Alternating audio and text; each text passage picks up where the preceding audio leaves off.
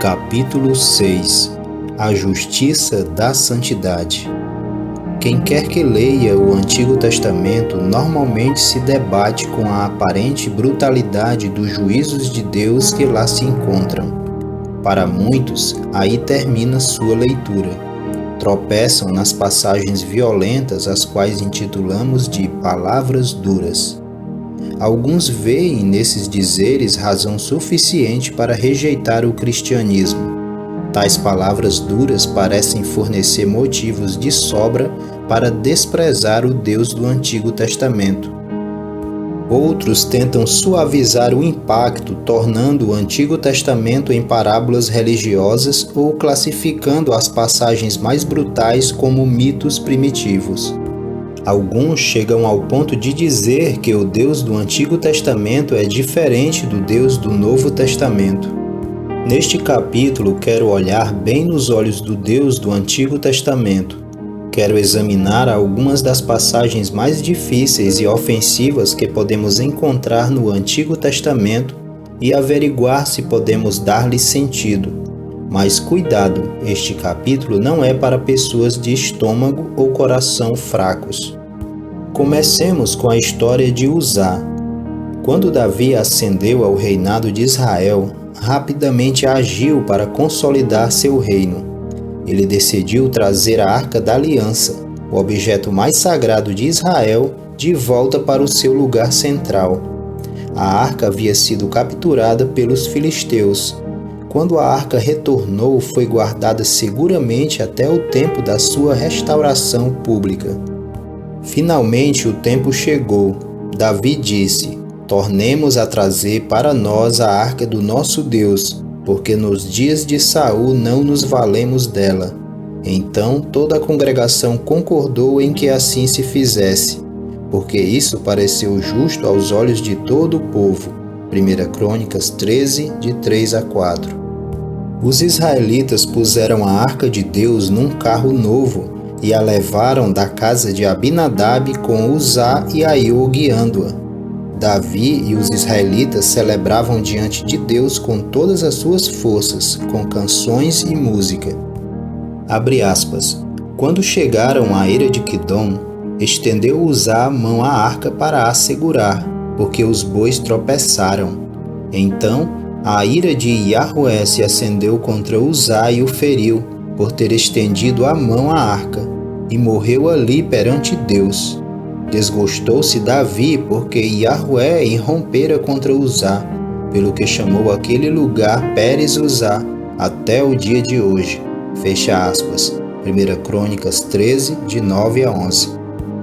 A forma como Deus executou Uzá provoca protestos entre os leitores que foram ensinados que Deus é um Deus de amor e bondade. A Bíblia diz que Deus é paciente e tardio em irar-se, mas não demorou muito para que a sua ira rompesse contra Uzá. Certamente Uzá reagiu instintivamente. Ele fez o que qualquer judeu piedoso teria feito ao ver a arca caindo na lama. Não foi um desafio premeditado contra Deus. Do nosso ponto de vista, até parecia algo heróico. Mas qual foi o pecado de Uzá? Para responder isso, precisamos olhar para a história judaica da constituição do sacerdócio. Para ser um sacerdote em Israel, a pessoa tinha de ser da tribo de Levi. Um ramo especial dos levitas eram os coatitas. Eles haviam sido consagrados por Deus para uma tarefa altamente especializada. Eram treinados para um único trabalho: cuidar dos utensílios sagrados do templo. É importante lembrar que o tabernáculo era uma tenda.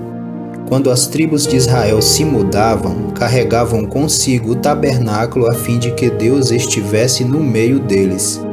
Quando o tabernáculo era transportado, era primeiro necessário cobrir e proteger os utensílios sagrados. Abre aspas. Havendo, pois, Arão e seus filhos, ao partir o arraial, acabado de cobrir o santuário e todos os móveis dele, então os filhos de Coate virão para levá-lo. Mas nas coisas santas não tocarão, para que não morram. São estas as coisas da tenda da congregação que os filhos de Coate devem levar: Fecha aspas. Números 4:15. Uzá era provavelmente um coatita. Ele conhecia exatamente seus deveres. Ele sabia que tocar a arca era uma ofensa capital. A nenhum coatita em nenhuma circunstância era permitido tocar a arca e nem sequer olhar para ela. Ela fora construída com argolas de ouro, através das quais longas varas eram inseridas, para que ficasse claro que a arca não deveria ser tocada em hipótese alguma. Mesmo assim, Uzá tocou na arca para impedi-la de cair ao chão. Um ato de santo heroísmo? Não. Isso foi um ato de arrogância, um pecado de presunção. Uzá assumiu que sua mão fosse menos poluída que a terra. Mas não eram o chão ou a lama que profanariam a arca, e sim o toque de um homem. A terra é obediente. Ela segue as leis da natureza que Deus estabeleceu. O chão não é poluído. Deus não queria que seu santo trono fosse tocado por aquilo que estava em rebelião contra ele, aquilo que trouxe toda a criação à ruína pela sua revolta impiedosa. Uzá não era um homem inocente, não foi punido sem aviso. O julgamento divino não foi caprichoso, mas havia algo fora do comum. A rapidez e finalidade da execução nos surpreende e tanto nos choca como ofende. Há uma razão pela qual nos ofendemos, na verdade nos iramos com histórias como essa. Essas coisas nos embrulham o estômago porque não compreendemos 4 conceitos bíblicos de importância vital: santidade, justiça, pecado e graça. Quando a Bíblia fala da justiça de Deus, usualmente a relaciona com a retidão divina. A justiça de Deus está em concordância com a sua retidão. Não existe justiça de acordo com a iniquidade. A justiça de Deus é e sempre será uma expressão do seu santo caráter. A palavra justiça na Bíblia refere-se à conformidade a uma regra ou norma. Deus joga pelas regras. A norma máxima da justiça é seu próprio santo caráter. Sua retidão possui 2 aspectos. Distinguimos a retidão interna de Deus da sua retidão externa. Deus é sempre consistente com o que Deus é, sempre age de acordo com o seu santo caráter. A Bíblia claramente ensina que Deus é o supremo juiz do universo. A pergunta que nos fazemos após ler sobre Uzá é esta: será que Deus é qualificado para o trabalho? Para ser o supremo juiz da terra e do céu, Deus precisa ser justo. Se não o for, não teremos nenhuma esperança de que a justiça prevalecerá. Mas Deus não é como os juízes terrenos. Nele não há corrupção. Ninguém pode suborná-lo. Ele se recusa a agir com parcialidade, não faz acepção de pessoas, não comete erros. Sua justiça é justiça perfeita. Deus nem sempre age com esse tipo de justiça punitiva. Às vezes, ele age com misericórdia. Misericórdia não é justiça punitiva, mas também não é injustiça. Injustiça viola a retidão. Misericórdia manifesta bondade e graça e não agride a retidão. Podemos ver Deus não usando a sua justiça punitiva, que é sua misericórdia, mas jamais veremos injustiça em Deus. Novamente podemos questionar: qual é a diferença óbvia entre o tom do Novo Testamento e o do Antigo Testamento? Considere a questão da pena capital no Antigo Testamento. O Antigo Testamento lista inúmeros crimes que são punidos com morte, incluindo ofensas como agredir ou amaldiçoar os pais, blasfêmia, violação do sábado e divórcio ilegal. Em contraste com o tom do Novo Testamento, tais estatutos parecem severos. O que falhamos em lembrar é que a lista do Antigo Testamento representa uma redução massiva de crimes capitais da lista original. O Código do Antigo Testamento representa uma incrível expressão da paciência e longanimidade divinas. A lei do Antigo Testamento é de uma graça surpreendente e o relato do Antigo Testamento é predominantemente um registro da graça de Deus. Para compreendermos essa afirmação, precisamos voltar ao princípio, às regras originais do universo. Qual era a pena para o pecado na ordem criada original? Abre aspas. A alma que pecar, essa morrerá. Fecha aspas. Ezequiel 18:4. Na criação, todo pecado é uma ofensa capital. Na criação, Deus não tinha qualquer obrigação em nos dar o dom da vida. O dom da vida advém de sua graça e permanece sob sua autoridade divina. A tarefa dada à humanidade na criação é ser testemunha da santidade de Deus. Deus colocou Adão e Eva em liberdade condicional e disse: se pecarem, morrerão. O pecado traz como consequência a perda do dom da vida. É importante notar que na criação a penalidade pelo pecado não era somente a morte, mas morte instantânea. Abre aspas. No dia em que dela comeres, certamente morrerás. Fecha aspas. Gênesis 2:17.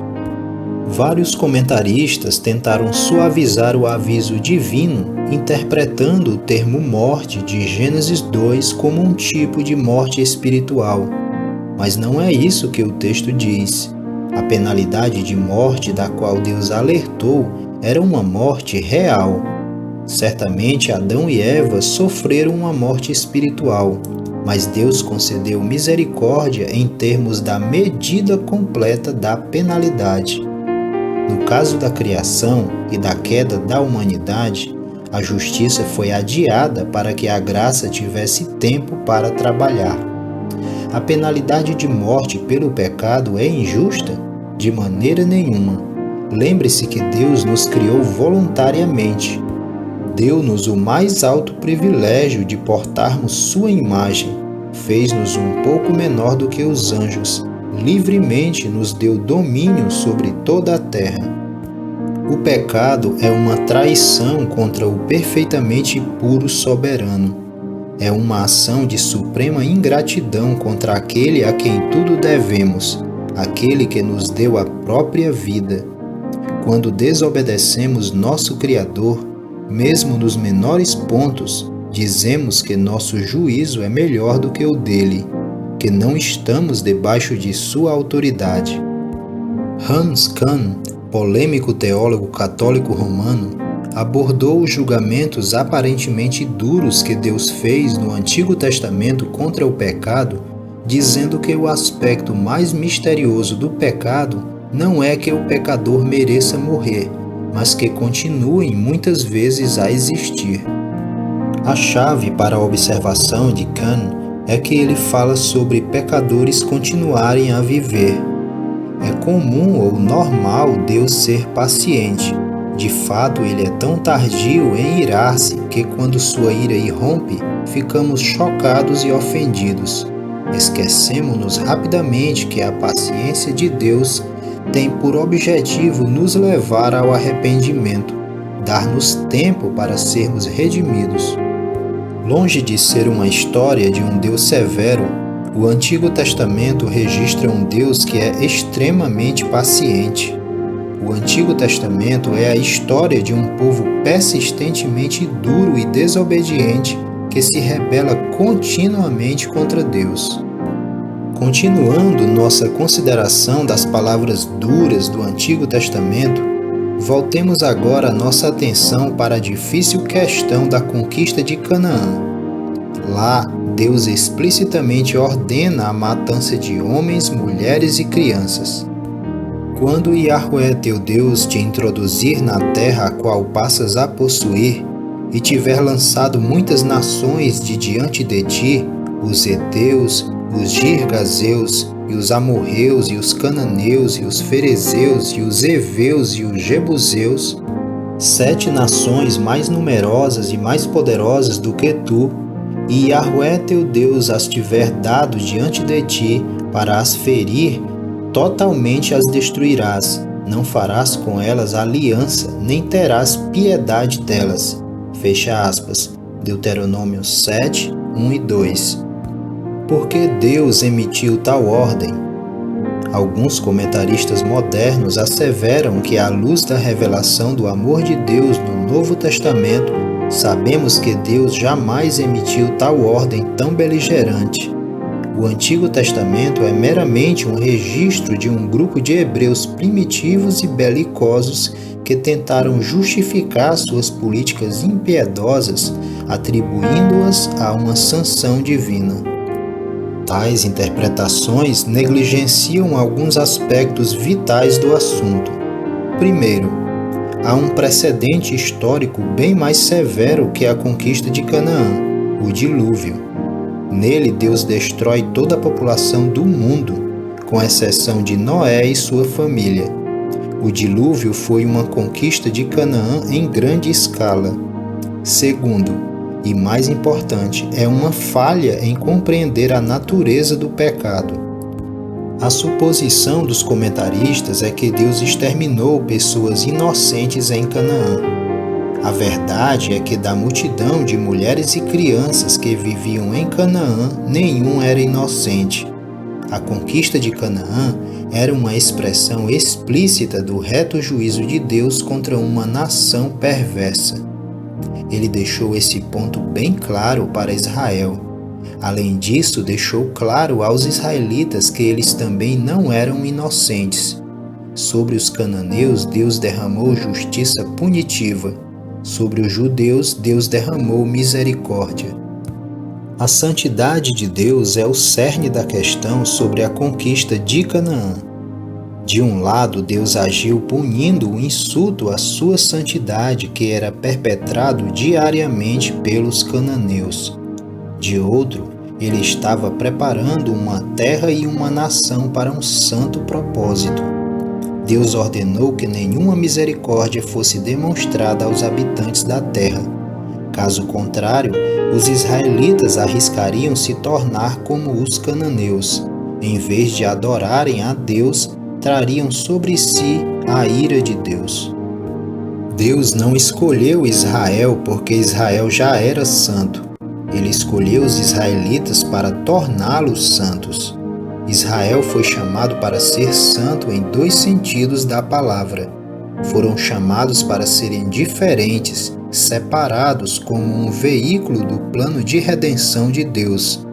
Também foram chamados para serem santos no sentido de serem purificados. A salvação para as nações deveria vir de Israel. A terra prometida era para ser o lar para a vinda do Messias. Deus ordenou uma política de extermínio com o objetivo de purgar a terra para a salvação futura. Devemos notar aqui que não há nenhum real conflito entre o Deus do Antigo Testamento e o Deus do Novo Testamento. Era o Deus do Antigo Testamento a quem Cristo chamava de Pai. Foi o Deus de Abraão, Isaque e Jacó que amou o mundo de tal maneira que deu o seu único filho para redimi-lo. Foi o zelo do Deus que matou Uzá que consumiu Cristo. Foi o Deus que destruiu o mundo através de um dilúvio que fez chover as águas de sua graça sobre nós. O falso conflito entre os 2 testamentos pode ser visto no ato mais brutal de vingança divina jamais registrada na Escritura. Não se encontra no Antigo Testamento, mas no Novo Testamento. A mais violenta expressão de ira e justiça de Deus é vista na cruz. Se há alguém que pode reclamar de injustiça, é Jesus. Ele foi a única pessoa inocente a ser punida por Deus Pai. Se queremos nos escandalizar diante da ira de Deus, escandalizemo-nos então diante da cruz. A cruz foi ao mesmo tempo o mais horrível e o mais belo exemplo da ira divina. Jesus Cristo voluntariamente tomou sobre si os pecados do mundo e, ao carregar nosso pecado como Cordeiro de Deus, ele se tornou a coisa mais grotesca e vil deste planeta. Com o fardo concentrado de pecado que carregou, ele se tornou extremamente repugnante ao Pai. Então Deus derramou sua ira nesta coisa sórdida. Deus tornou Cristo maldito por causa do pecado que carregava. Na cruz, a santa justiça de Deus foi perfeitamente manifesta. Porém, o sacrifício de Cristo foi em nosso favor. Ele carregou as exigências da justiça em nosso favor. Esse em nosso favor da cruz é o aspecto que mostra a majestade de sua graça. Ao mesmo tempo justiça e graça, ira e misericórdia. Recuamos diante dessa justiça punitiva de Deus, pois sua manifestação é pouco usual. Como Kant observou, o procedimento normal da ação de Deus é um procedimento de graça. A graça não mais nos surpreende. Nós nos acostumamos a ela e a presumimos. Não mais nos surpreendemos que Deus nos redime. Em algum lugar lá no fundo, em um compartimento secreto de nossos corações, abrigamos a noção de que Deus nos deve sua misericórdia. O céu não seria o mesmo se fôssemos dele excluídos. Gostamos de pensar que há características redimíveis o bastante em nossa personalidade para que Deus, se for realmente justo, nos inclua na salvação. Surpreendemo-nos com a justiça, não com a graça. A história do Antigo Testamento cobre centenas de anos. Nesse tempo, Deus foi repetidamente misericordioso. Quando seu julgamento divino caiu sobre Uzá, a reação foi de choque e indignação. Quando lemos sobre o juízo dos cananeus, nossa resposta é de horror. Passamos a esperar que Deus seja misericordioso. A partir daí, o próximo passo é fácil. Nós passamos a exigir. Caso contrário, nossa reação inicial é de ira contra Deus, juntamente com um protesto: não é justo. Rapidamente nos esquecemos de que com nosso primeiro pecado perdemos todo o direito ao dom da vida. Deus não nos deve nada, nós lhe devemos tudo. Já que a nossa tendência humana é sempre assumirmos a graça, o meu palpite é que Deus achou necessário relembrar Israel de tempos em tempos de que sua graça nunca deve ser presumida. Em ocasiões raras, mas dramáticas, ele nos mostrou o terrível poder da sua justiça punitiva. Ele matou Uzá, ordenou a matança dos cananeus. É como se dissesse: cuidado, enquanto desfrutam dos benefícios de minha graça, nunca se esqueçam da minha justiça. Lembrem-se de que sou santo.